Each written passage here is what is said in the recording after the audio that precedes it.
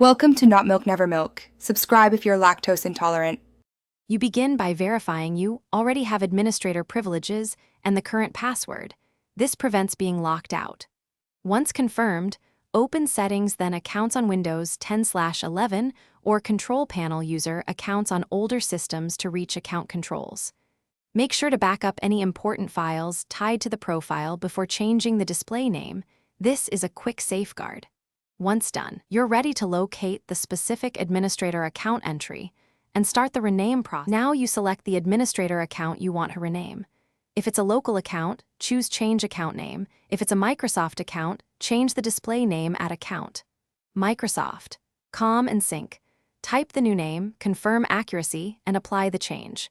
Make sure to check whether the account is local versus Microsoft because the rename method differs.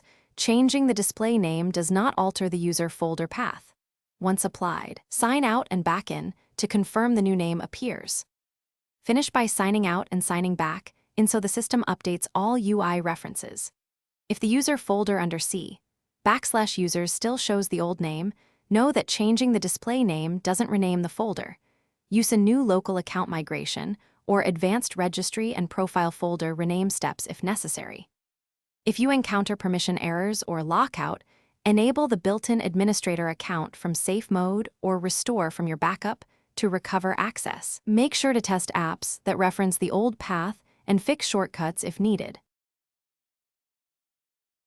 Thanks for watching. If this was helpful, leave a like and consider subscribing. See you next time.